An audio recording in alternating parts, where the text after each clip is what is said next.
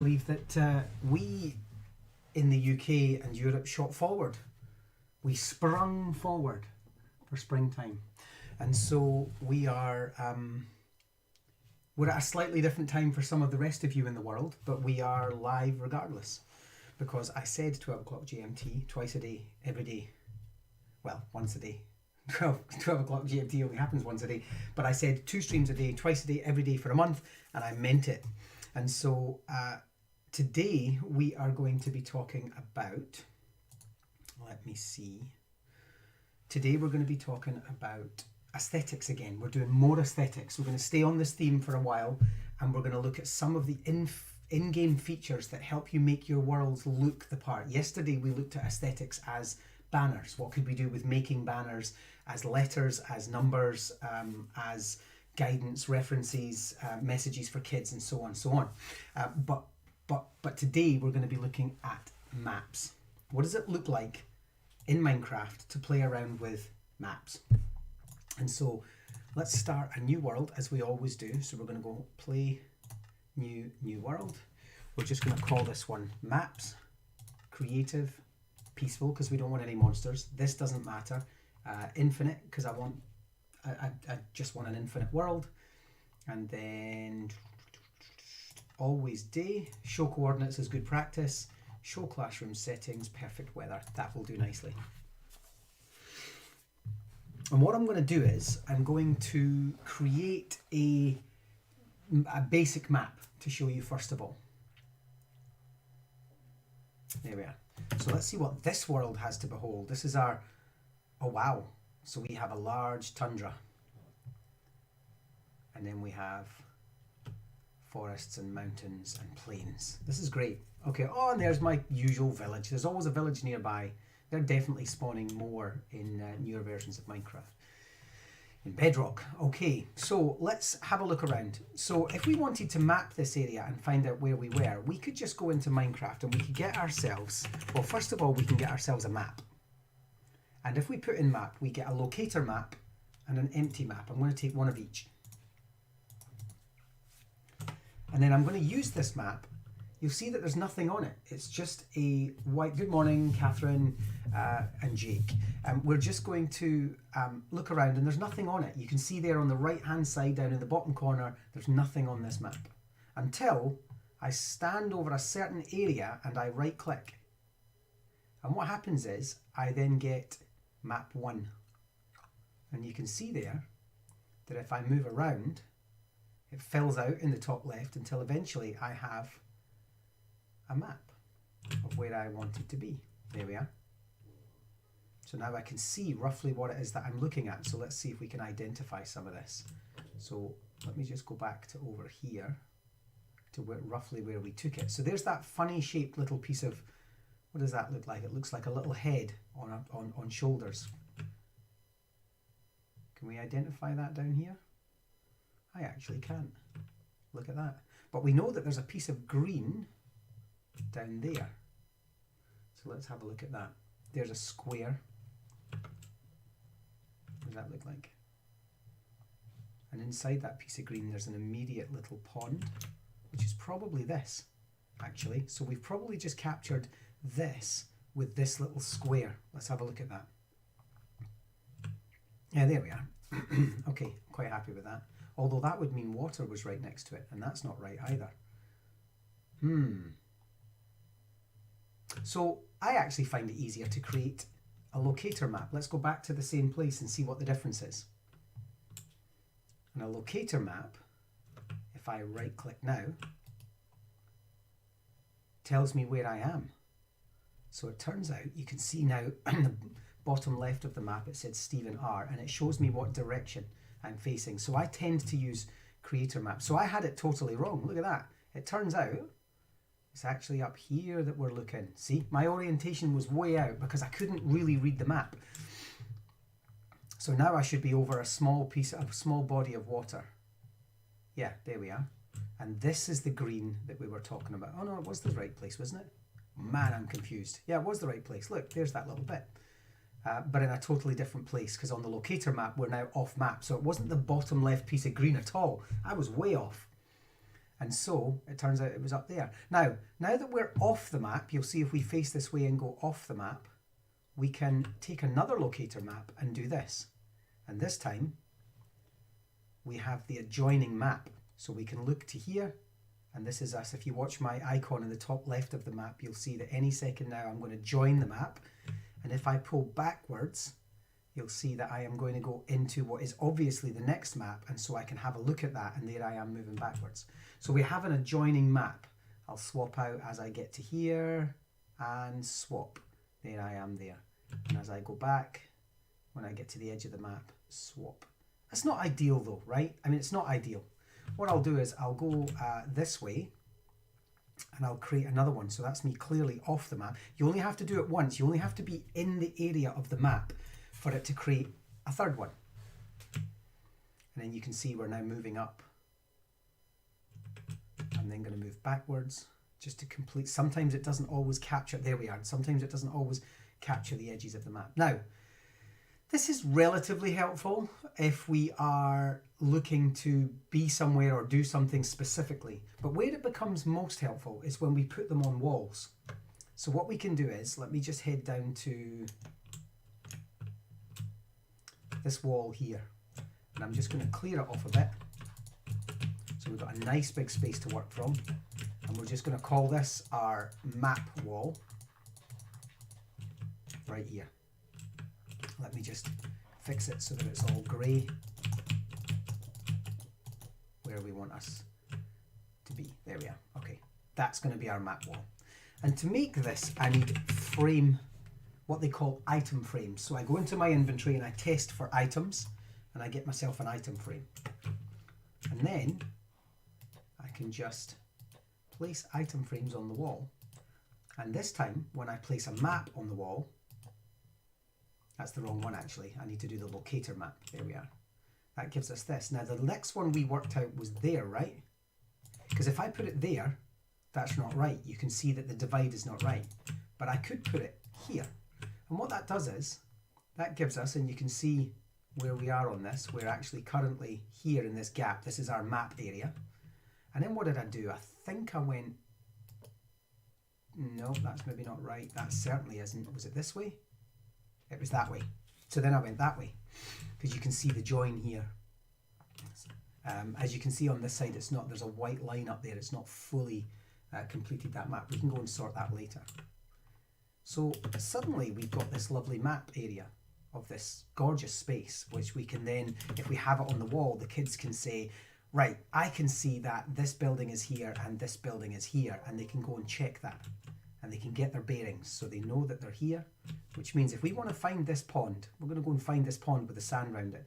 And according to us, we're facing this direction. So we're going to go forward from here, then we're going to go right. So let's go find it. So we're going to go forward from here, and then we're going to go right. And that wasn't right. Oh man, well no, it must be, because we're heading into, see, I'm terrible at map reading. If there's no, yeah. So that's not our, oh, that's our spawn. Sorry, that's where we spawned in. That's not where we are now. So where are we now? Let me just work this out. Where's our locator map? Where are we? We're not on this one. Yeah, we are. That's exactly where we are. We're right there. So to get to that, we actually have to go back. We're facing the wrong way. That's what's wrong. Our spawn is telling us that we're facing this way, but we're not. We're actually facing that way. So I need to go from here using my own map. I need to go backwards and then left in order to be able to find, there it is, and there's that pond. So our locator map has helped us to find that pond. Took me a bit, always does, but there we go. And then we head back, and then we're going to turn right, and we're going to go back to our war mapping room. There we go. And we can see what that looks like. And so let's just say I wanted to capture, so we're going to go back, we're going to go over to the pond. So let me just go back over to the pond. I'm going to capture these mountains. I'm going to get another locator map. I'm going to go over to the pond, which I think was, what did I do? It was back here, wasn't it? Yeah, there, it's there. And then I'm going to go forward to these mountains, and we're going to see where the mountains fit in. Yeah, absolutely, Baramok. Welcome to the stream again this morning. Glad to have you in. And Baramok says on Twitch, if you this is brilliant for treasure hunt activity. If you build stuff before using the locator map to start with, does it capture the buildings too? Yes, so I'm going to show you that next. So what I'm going to do is, I'm going to show you next, once we've captured these mountains, I'm going to head over. Oh, there's something interesting. That red stuff is lava, and you'll see there that we haven't actually managed to capture all of that. So I'm going to fly until I've captured it all. You'll see it starts to become, there we are. And that's it been captured. Maybe the top corner there has a little triangle still not done. So I'll just hover over here. That should do it. There's a couple of wee bits missing, but that's okay. We'll head back. So absolutely, you can send kids on a treasure hunt, and you can have the map on the wall, which is what we've done. In fact, I'll show you how we originally did this in the very, very early days, like 8 years ago, in one of the maps, one of the worlds that I found recently. So let me see, if I'm right in saying that should be, oh, it's not. Oh, that's there. Or is it? Certainly not there. Oops. Not there and not there. Look at that. So now I have a mystery map. I believe that that mystery map belongs... I don't even know. Did we not go out there? Oh, I think I went further on. You know what? I actually think it's like here. I think I went the wrong way. This is awesome. See, I love this. I love this whole getting lost stuff. Can't be there. We just add another item frame and check for it. I am totally lost. I don't know where that piece of land is. You know what? I give in. Center left, do you reckon? So center... Yeah, it's not center left. Set down. It's not down there. Center right. It wasn't center right. Here's another thing you can do. And in fact, let me show you what maps can also be used for. And we'll come back to that and we'll see if we can solve that, because that's... I've clearly just gone too far. I've gone further in one area than I wanted to. But let me show you a... Is it that one or is it the other one? I'm going to show you a little preview of a world that's not been released yet, but it is coming, and you guys want to watch out for this because it's on its way. And this is a map called Space Race. If I could find the thing, cannot be all the way down here. Actually, I'll tell you what, before I show you Space Race, and I will show you Space Race and show you how we've used the map in that, but before I do that, let me show you...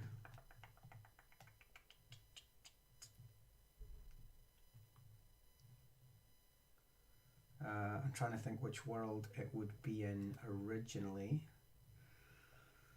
Jungle biome, desert biome, space race. Oh, there we are. I could show you Space Race. So I'll just, you know what I'm going to do? I'm just going to click settings, and that puts that to the top. You'll notice it's gone now. It's gone to the very top, which is handy. And then I'm also going to do, I think of these things ahead and then actually have it made up. Actually, a really good one to show would be Mathpocalypse. And we could do that one and show you how the buildings are in place in there. And then the other thing is Banner World, Gold Rush, Immersive Education, but it's not that one. It's the original, and I can't remember what I called it. Anyway, nobody needs to see me scrolling through all these. Ah, there we go, Drama World. Right, okay, let's do this. So one of the things that we did originally, and this was about 8 years ago, was looking at mapping as... a world. Now, where did I do it? Where did I do it? I think it's over here. Welcome to the Tetris Hotel. Looks like heaven, could be hell. That was our, before the chemistry update. This was like 8 years ago. This was our chemistry, our table of elements, and the kids had to then find out what they were and label them according to the colours of the table. And of course, years later, 5 years later, the chemistry update was given to us. This was colour spectrum, how the kids could recognise the colour spectrum by lighting up the colours appropriately. DNA for biological science, and so on and so on. So when I say we've been doing this for like a decade, I genuinely mean it. Here. So this is what we did for mapping. So what we did was, this was kind of like we built a square, and then within that square we plotted it. And so you'll notice that this tree here with the stairs coming down it is that tree there with the stairs coming down it, which links to this building here, this platform. And on that platform is a giant QR code. And there's our giant QR code. And then this building here is that building there, which looks exactly, you see that it's like an upside down T shape. And if we head over to the actual building, it's an upside down T shape, and so on. And so we started to build these maps as solid objects, because back then mapping wasn't a thing in Minecraft. This was before maps were introduced. This kind of thing here is the world that sits over there. We're going to do a whole stream on that world shortly, etc. And so we then made the rivers and whatnot. And it was really important for us to be able to do that in order to be able to help kids to map. So you'll see there that this flag, although at a slightly different angle, is that flag there at that angle. And so we mapped like that. But then of course now what we can do is we can go in and we can get ourselves an empty locator map. And in answer to your question, Baramok, this is exactly what it looks like when you plot it. So now when we plot it, we can see that we have, you won't always be center. You'll notice I started in the top right hand corner. So there we are. So now we are standing above this big house. So you see that there. And so your buildings are in it. There's the top of the DNA strand. If I just head over to this section here, we're above the DNA strand. So we could have the children identify buildings that have been pre-built. Here we are. If we want to go down and map next to the Tetris Hotel, we would get ourselves the next one, which would be here, and then give ourselves an empty locator map. And there's the next section. So let's head over to the world now. And you can see if we just stand here, we should be on top of the globe. There we are, we're on top of the globe. And so the buildings that are in place beforehand will be mapped onto the map. In fact, it's live. So here's the thing, Baramok, if you build afterwards, so I tell you what, let's go down onto the world. Let's go down and add a B for Barry. I know it's not Barry, incidentally, but I'm just going to say B for Baramok.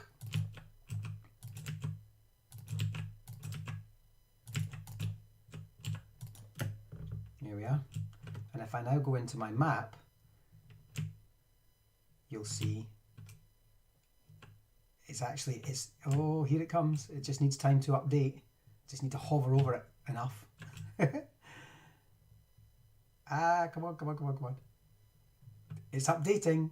You can see that, right? It's not going to give me the bottom for some reason. I might have to go out and back in again. It just takes a moment to update, but basically you can see that it's updated live. So that's it, it's done it now. So now you can see on the map above the globe, we've got that B shape. We're technically at the wrong angle for it, of course. But let me show you how you can fix that as well. You can orientate these maps. So if I just head down into this wall here, by the way, anybody using Plickers in their school, Plickers works in Minecraft. We worked with a Plickers system to recreate it. I'll do a stream on that actually. If anybody's still using Plickers. Let's go to, no disrespect to Plickers, I haven't seen it used in schools for a while. And what we can do is we can say, right, that was that one, and we know that the other one was the Tetris Hotel. Was it that one or that one? It certainly wasn't that, so it must have been, there we are, that's it. So that's our two. But what we could do is if we wanted to, Plickers, P-L-I-C-K-E-R-S, Plickers is a voting system. I'll do a stream on it someday. It's basically a voting system that kids can use, can orientate an image to tell an app on your phone whether they've chosen A, B, C or D. It's kind of an audience participation voting system that you can use in your classroom. It's really good. If I right click on this now, let's just get off of this so I've got nothing else in my hand. If I right click on this, I can orientate it the way I want. And so although it's automatically said we're going to make the maps face this way, you can decide to change that, which means, of course, automatically we now know that this is in the wrong place. So I'm just going to take that away and add another row, and let's see where this now belongs. So it belongs there, but it doesn't actually fit there. What we're going to have to do is orientate it properly, and that's not right. That's because it's the same map. Sorry, it's that one. So if I do, which would it be? There. So I orientated that 3 times. So now instead of it being there, it's there because we've orientated it properly. So it just depends which way you want to do it, but you can turn the maps to get them to have a little look at where they want the world to and that actually makes more sense to me because the globe is behind me now. Technically the building is, where's the building? So the building's over there to my right. So even that's not right, to be honest. I think based on where I'm standing with plickers, I would have preferred it the way it was, but that's okay. But you can orientate that. Now, as a map, that's not necessarily a problem, but let me just save and exit this. Let me take you to where maps can be really quite complicated, where we have created, what was the one I was going to show you at the top there? Oh yeah, Space Race, right, okay. So I'll show you Space Race quickly, and then I'll move on to the art world and show you where maps can be used to do entirely different things that will blow your mind. And so this is a sneak peek of a world that is coming. This is a competitive chemistry world where the children basically have to compete in space to survive and create the conditions for life inside this giant dome, green versus yellow. Now, watch this space, it's on its way. This is a sneak preview for you special people who are dedicated to my stream. And so, what I'm going to do is, I'll show you as you fly out here, there are planets. So we've got a planet with life, and in the background there's some sort of sun planet, and over here is a desert planet, an ocean planet, and so on. And so these planets are all over the place. But if I head indoors, right? Well, it's coming soon, and it's going to be free for schools, Baramok. It's going to be on the marketplace as a competitive gameplay, but we are releasing a free version for schools as a chemistry, basically as a science lesson. But if I head into the bases here for the kids, you'll see that we've mapped the moon. So we've actually mapped, and you can see where the planets are creeping in. So if I look out the window here, and we look, where would that be? It depends on the orientation of the planet. So there's our sign. See this flat area here? This flat area is our sign, and our sign is currently over there, which means if we look behind our sign and right, we'll see a purple planet, which is that one with the rings around it. So that's our purple planet, and then that means that that planet there is the opposite. So that purpley planet with moons on it should be, if we're looking there, that should be over there. Kind of tricky to see, but it is. It's over there through that glass. And so what we're able to do is map this. In fact, there's an obvious one. There's the space shuttle, which is behind us right now because that's our site. So the space shuttle is over. You can just see it through the glass there, the floating space shuttle. And so what we can do is we can map what worlds look like for children and help them to orientate. So they can come and look at the map and go, right, I get it. I get it now. I see where I am. This is what I'm looking at. And then they orientate themselves. Crashed planet, crashed meteor. This is where they know they're going to get sulfates that they can use for fuel systems. This is where they know they can get electronics to create redstone that then allows them to light up their moon base and so on. So it's all going to be about, basically, if any of you have seen Mars with Matt Damon and the chemistry set is going to be through here. But if any of you have seen the movie Mars with Matt Damon, basically the kids are going to have to science this out of this map in order to survive. And if they're not learning science, they're not surviving. So I'm just going to save and exit that. But that was a great example of how a map can be made. And then we are going to go to, let me show you another version of maps. Oh yeah, art world. Let me see, immersive education, demo worlds, build the barracks. So many. Where's the art world? I wish there was a search. The lack of a search is really quite. I think that's a big hole in the design. of this system. For any UI, for any UX designer that was making this happen, that's a big hole. So we'll be requesting that that's, well, I have been requesting that that's fixed. There we are. And so now, when we head in, and actually I'd be quite interested to see what happens if we map the floor of the Sistine Chapel. So as some of you know, we made the Sistine Chapel in Minecraft. And as we head through here, we created the Sistine Chapel 1 to 17,000 scale, give or take. And what I'm going to do is I'm going to get myself a locator map and then just see what that looks like. Oh, there we are. It's actually larger than I thought. It's not going to do the walls, obviously. It's only going to do the floor, but let's head straight on and do another one. That'll look like pretty much the same. We would have to be, where would we have to be? We'd have to be outside this wall to have the paintings on the wall. These paintings here, they were built using a combination of hand. So you'll see here, if I just move in, you'll see that they're actually just hand built.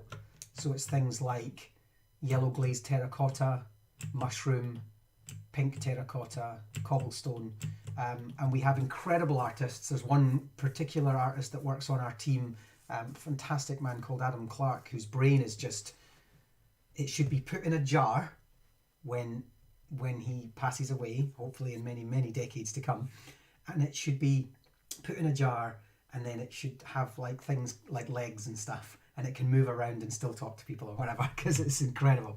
And then a third-party software which then takes the images and maps them and sort of says this is what this is going to look like. And then what we do is we go in afterwards and we fix it and we say, right, we know that this was meant to be a tree. We know that this was, so I think if we move out, there's some really nice ones looking on the other side.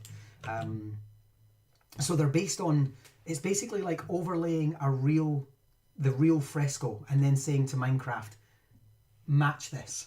And then we go in and we fix it and we make it look more like, I think it's that one there that you can see. This was a Sermon on the Mount or whatever it was, and there was the building in the background and so on, and the people kneeling and so on. If you blur your eyes, it kind of looks a lot more like it. This was the Last Supper, I believe,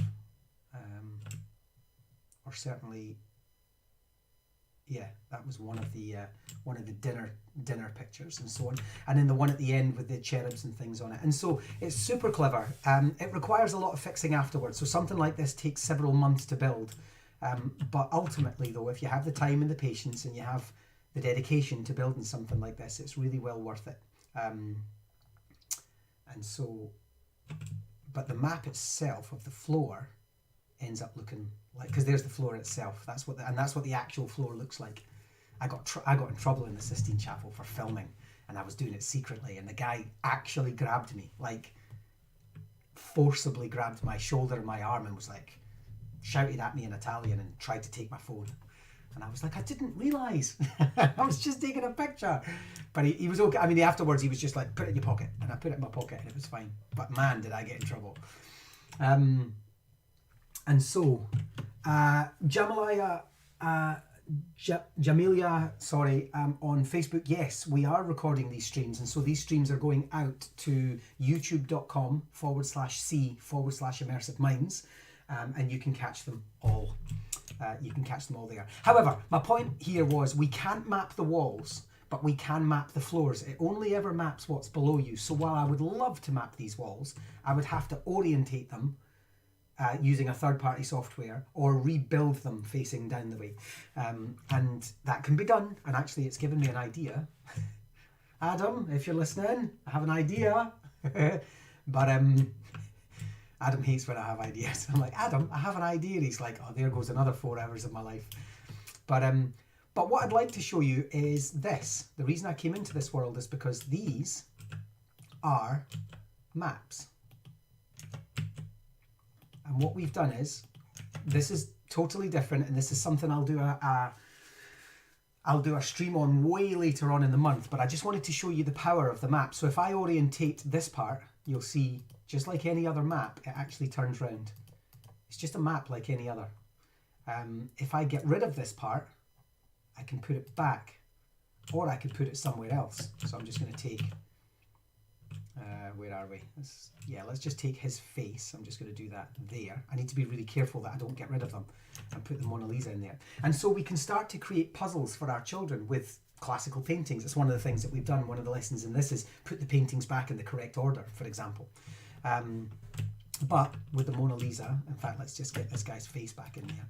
These are actual paintings, and you'll see if we zoom in on them, they are pixelated because we've created them to such a high degree, and then we've pushed them down into maps, and then we put them on the wall. And there's two ways you can do this. When we first started doing this, and you're not going to believe this, but it's amazing what our teams have done over the years. What we used to do was we used to build these block at a time. So we would get that color palette, and we would have a double screen, and we would literally build those piece at a time. And then we would go above them, way above them, and we would take map photographs, and this is roughly what we'd end up with. Nothing even close to this. Well, actually, I'm saying nothing close to this detail. Our artists did remarkable stuff. It would be unfair of me to say that they didn't. And we used glass to get different color effects and things, which I'll show you in this same world. But what we now do is we use a third-party software, which still takes time, and there's 3 different programs involved, but we can take the stuff in, and we can, from Google, for example, just take a Google photograph image of this painting, and then seek permissions, of course, which we have.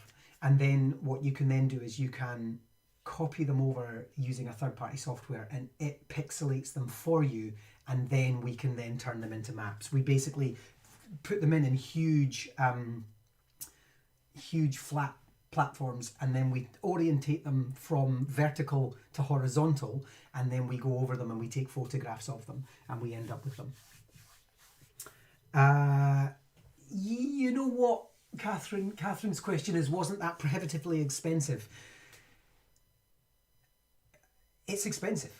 It's very expensive. But when clients want something, I mean, we work with all sorts. We work with museums, art galleries, we work with Lego, we work with Microsoft, we work with clients that want stuff, and they come to us and say, I mean, we're working with some amazing charities at the moment that are like, I want it to be exactly like this, and it has to do this. And I say to them, well, you know, that's gonna be tricky. And they say, I don't care, just get it done.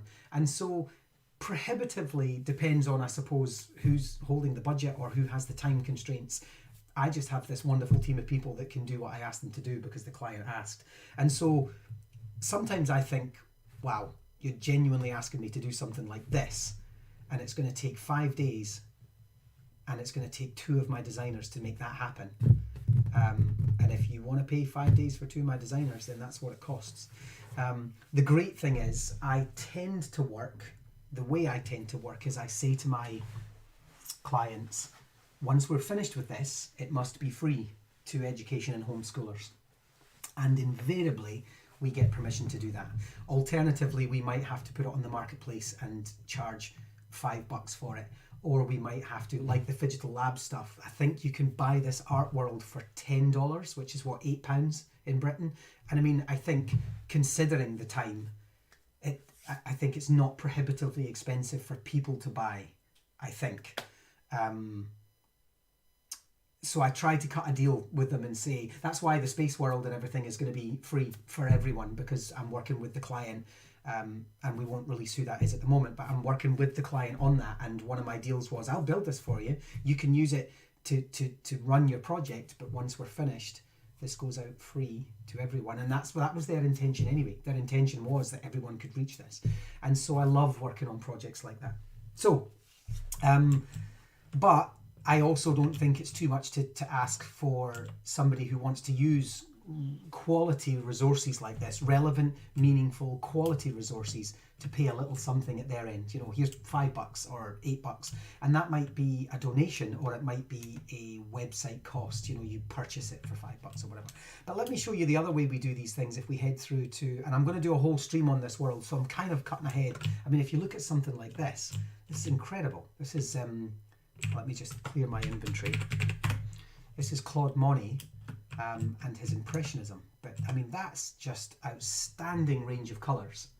And as we zoom out, we can see that it's actually that. So what we can achieve with maps, and I suppose this is why I'm showing you this, because this is Minecraft aesthetics. What is it we can do that help us to achieve these fantastic visions and images? And if we head through and we fly up to these paintings, this is one of Claude Monet's paintings, and it's been created, again, a stitch of a third-party software that kind of captures the imagery for you, and then manually creating some of the color strands and the layering is what we've done. Is we've created this. But the reason we're able to get the color, thanks for hosting me, Same Coyote, the reason we've been able to get the color range that we have, rather than just the standard, if we just go into concrete, for example, and this is one of an amazing designer that works with me called Nick, who sort of came up with this concept. But rather than using the limited and quite bright palette that Minecraft has to offer, we layered these with glass. And so you'll see there that this bit is layered.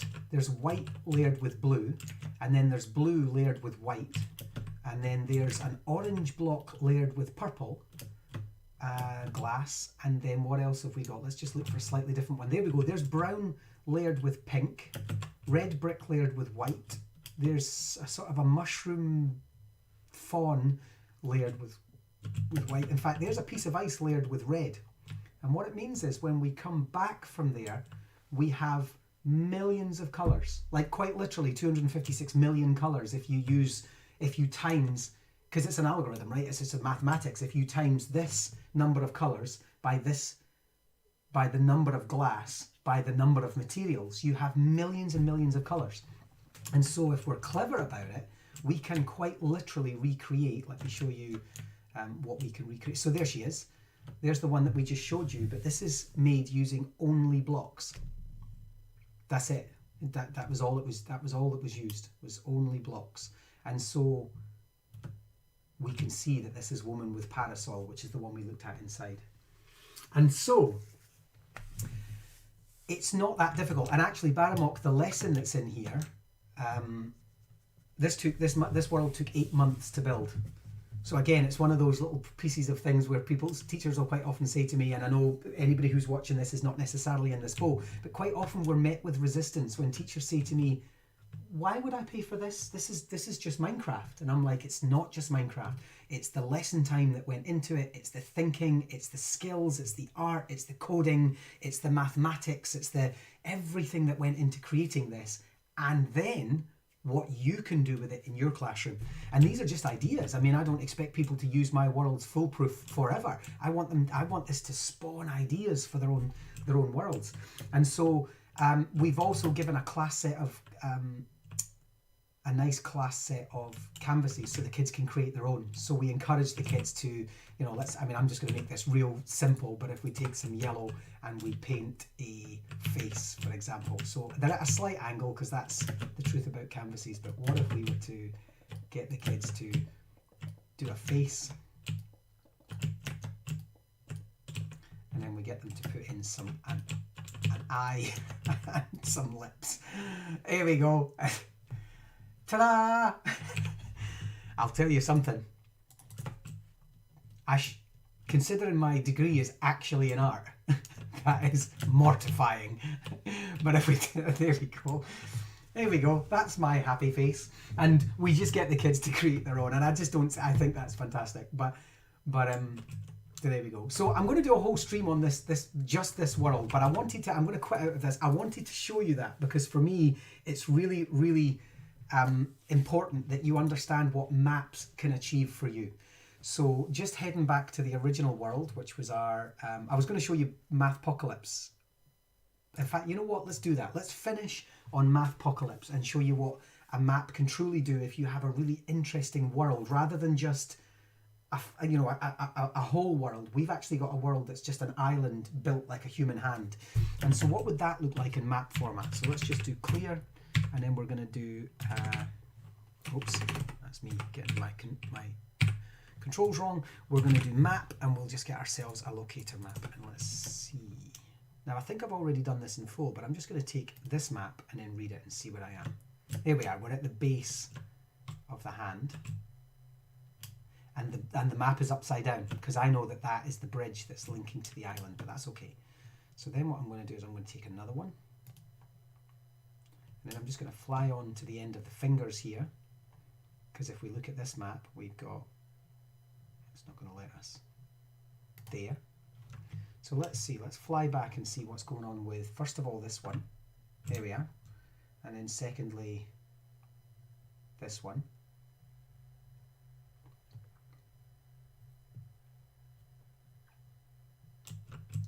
Move this way just so I can capture that, and then that's what we'll do. Actually, we'll head off to the side. Let's head off to this side and capture another one, and we're going to head backwards from here and another, and then let's just do one more and we'll see what part of the hand we've managed to catch. I'm going to hit the finger now. Look at that. Okay, let's see if we can capture this. Okay, and then I'm just going to, you have to go to it to, there we are, to exact it. All right. So let's go and see what we've managed to capture. We'll go and get our frames. Remember your item frames. They're the things that you stick the wall, stick the maps to the wall with. So let's try this. Let's go to, that's because I'm repeating myself in my head. There we are. And let's just see what we've managed, to capture.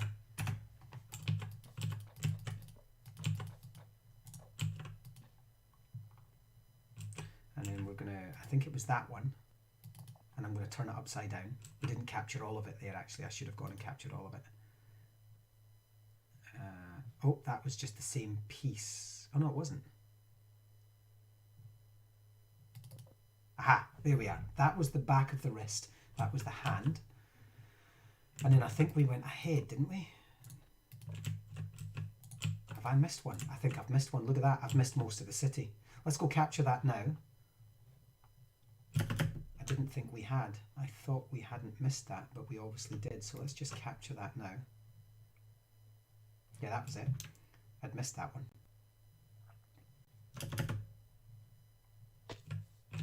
And let's put that one up there. There we are.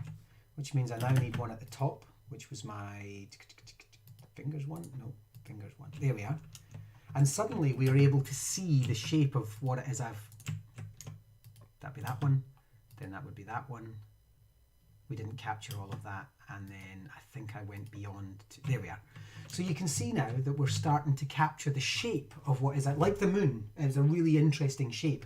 And in fact, I think I've done this somewhere. I'm just going to get rid of this and go and see. I just need to check one thing.